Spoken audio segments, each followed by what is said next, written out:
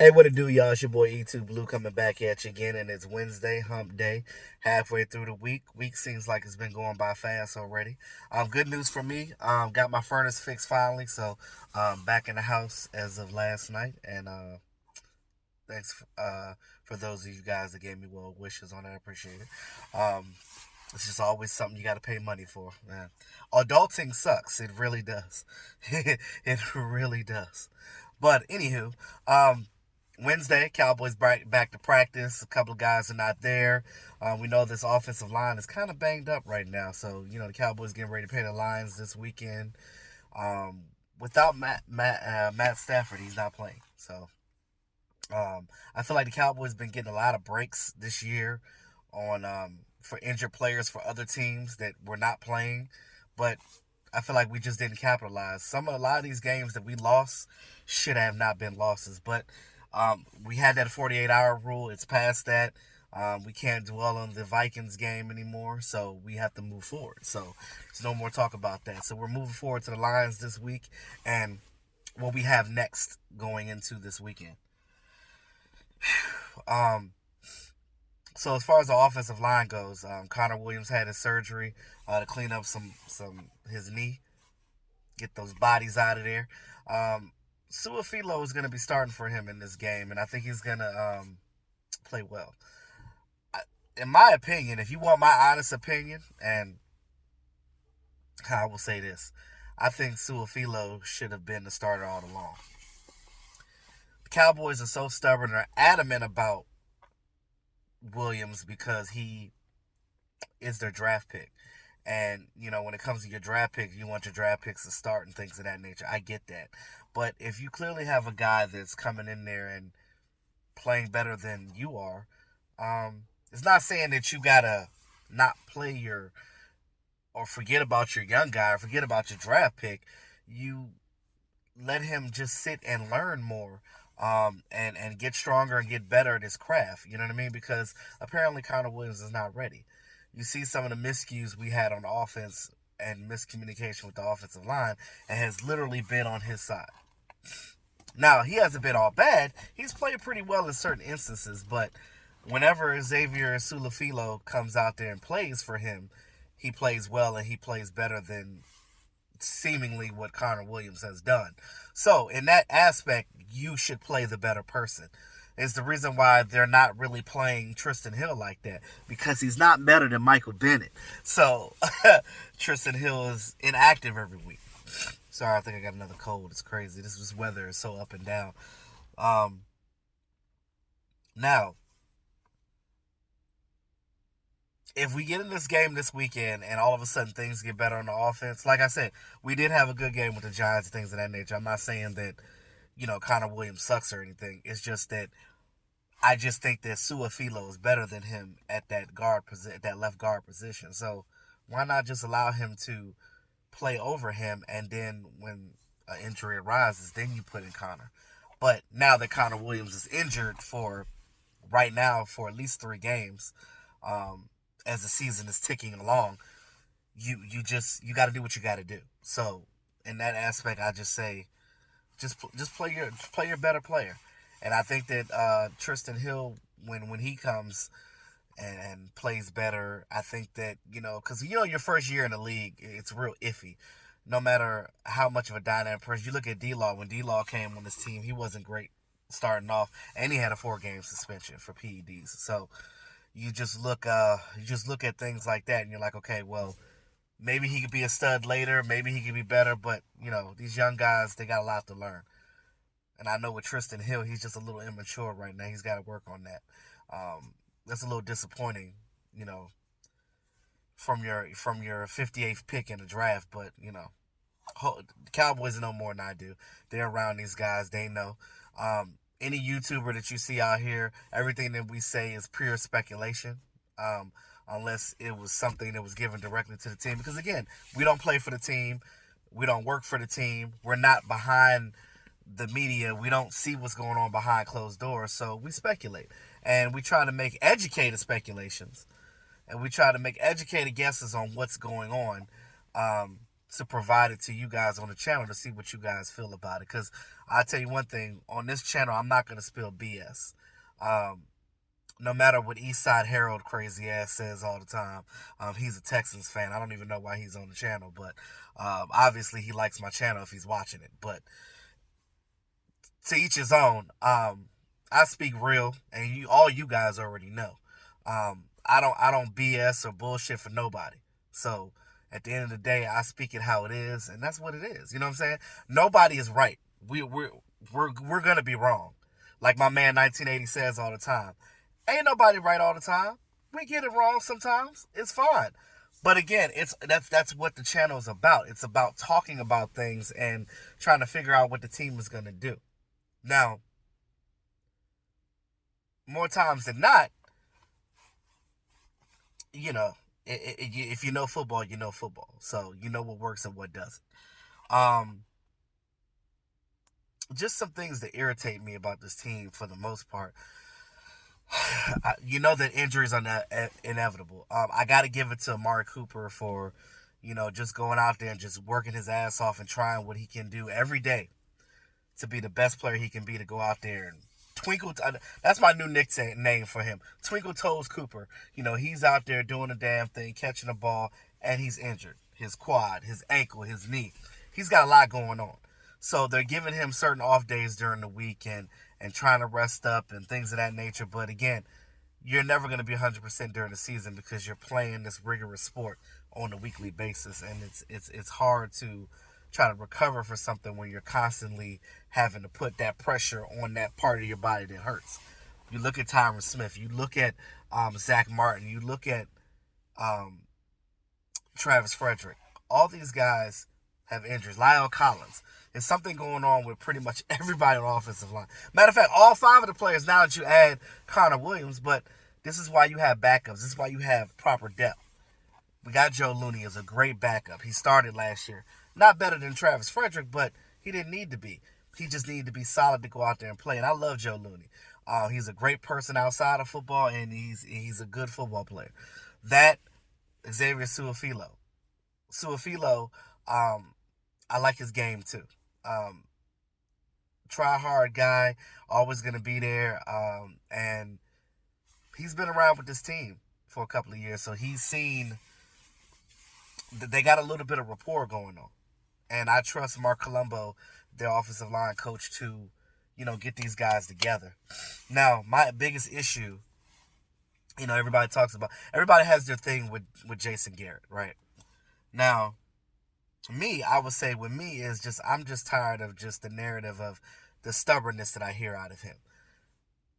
I know you guys heard the whole thing with Tavon Austin, and it was a big talk about that punt that he, it looked like when you watch it on TV, it looked like he had so much space to run and possibly run it back for a touchdown. The narrative was, and what we thought was, that Jason Garrett told him not to do that, right? And that's what I originally reported. I still believe that. Even though Jason Garrett, he contradicted himself. He really did. You know that thing where you contradict yourself and then somebody catch you in it and you be like, you done messed up, right? You done messed up, right? So it's like that. And it kills me because it's like, I sat there and I listened to it and I'm like, this don't make sense. Even Jesse Holley said, there's no way that Jason Garrett told him that. I said, look, I value your opinion, Jesse Holley. I do. I believe a lot of stuff that he says because of the simple fact that he's played for the team. He knows. But I call BS on this certain situation with Jason Garrett because he basically trying to throw Tavon Austin on the bus, basically saying that, we told him, we gave him the option to do what he wanted to do right there. Then he turned around in the press conference and basically says, well, we messed up there. The communication wasn't right between us and him. And then he tried to say that all of them, like he tried to change it up. And I'm like, come on, bro, stop it. That's how I know that was BS. That's why I didn't believe it when they said, because there's no way you're going to tell me that, because I know the type of player Tavon Austin is. He ain't just going to sit there and just fair catch a goddamn punt. Excuse my language. He's not going to sit there and fair catch a punt and not at least get some yardage if somebody didn't tell him not to do that. Now, I get that on that situation. You didn't want the clock to go out. You didn't want to lose time on the clock. You didn't want a potential fumble, and you didn't want a block and a back called, because they always do that on special teams. The refs love that. So I guess the fear was, hey, we don't want anything bad to happen right now. We know that what could potentially happen good, but we don't want anything to happen bad. So basically, they were like, just go ahead and just fair catch it and just let's live to see another day. So they did get 4 plays out of it, but still didn't get nothing done. And then you go back to that, and it's that third down play and that fourth down play, we couldn't get it. But then they turned right back around. The Vikings, they turned right back around and did it to you and went for it on fourth down. Not only got the touchdown, but also got a 2-point conversion. But that's neither here nor there. That game is over with. I just wanted to speak on that particular situation, because it just didn't make sense, because it was like there's a lot of contradiction. And I don't know. Like, I just feel like Jason Garrett, like, just own up to it in the beginning. Like, you messed up as a coach. Just man up to it. This your last season. You ain't got nothing to lose but your job at this point. And you had a hell of a run. 9 years, almost 10 years as a coach on one team. Coaches don't get that opportunity in this league. Now, I know some of you guys are talking about, like, Jerry Jones has been kind of adamant about trying to keep him around because he feels like he's his puppet or this and that. I don't know whether that's true or not. It makes sense. It does make a lot of sense. And I'm not saying I disagree with you. I just don't know for sure whether that is that or not. I don't know. All I can tell you is that I don't know. we just again, like I said in the beginning of the video, it's speculation. We just speculate things. It's cool to get the opinions from other people to see what everybody thinks, because it's just like with religion and God. Nobody knows what the right thing is until you die, until you meet your maker, and then you see what the right thing is. But I just look at it like this: as long as you come with some smart explanations and not no cockamamie bull-ish, then it is what it is. But that's neither here nor there. So as we go into the Lions game this week, like I said, Matt Stafford is not playing. So you got opportunities to get to touch their backup. And defense got to come to play, man. We can't keep having these running backs on these teams running through us. Like, that's embarrassing. On Sunday Night Football, on prime time, then I go right back around and I see the 49ers and the Seattle Seahawks game. And I'm like, that's some damn good football. Wish Cowboys could do that. And it kills me because we got all the talent on this team, but we just can't produce.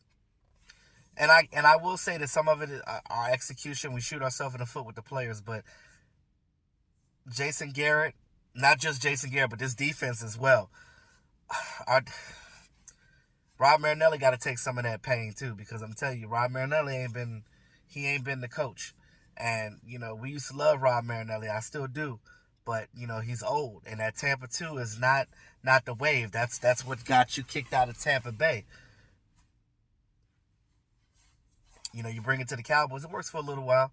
But the way that this league is evolving, you have to make changes and do something different. You can't keep doing the same things over and over again.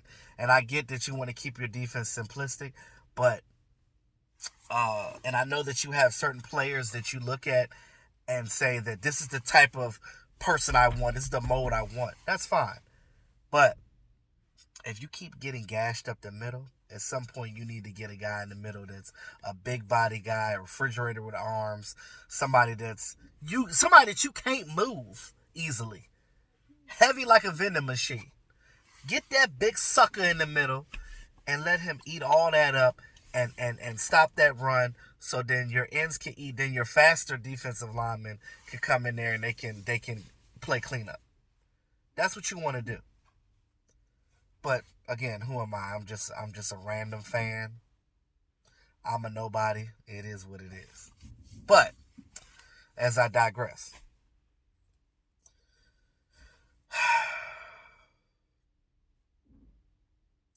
yes, we have injuries on this team, but I look at it's not too bad. We still have a lot of our core players that are still healthy, and a lot of times you go through the season, you get guys with torn ACLs that be gone for the whole year. But we've been pretty lucky with injuries. We had guys go out, come back in. We didn't lose many people for the whole season, which is a good thing. So, but let's continue that trend and let's not let's just hope that it holds up. So again, we got the battle with the Lions this weekend, and then you got the Patriots after that. I told you guys before, you keep churning, you keep churning. We can't keep dropping these games either. We got to do better. We have to do better as a team. Um, I don't know what's going to be the future. I don't know what's going to happen with Jason Garrett. I don't know. Um, but something's got to change, guys. Something has to change. And every time I just sit here and think about it, it stresses me out because I'm just like, I shouldn't be this stressed out for something that doesn't pay me. But it is what it is. But I'll keep you guys in tune. I'll be making more videos this week. Like I said, you'll see my matchup video this weekend. I'll be live streaming um, before the game this weekend as well. So with that being said, y'all, thanks again all my subscribers. Appreciate you guys. If you're new to the channel, go ahead and hit that subscribe button, hit that notification bell. Go ahead and get this notification so y'all know when I'm uploading. It's your boy E2 Blue. Always keeping it real. Talk to y'all soon.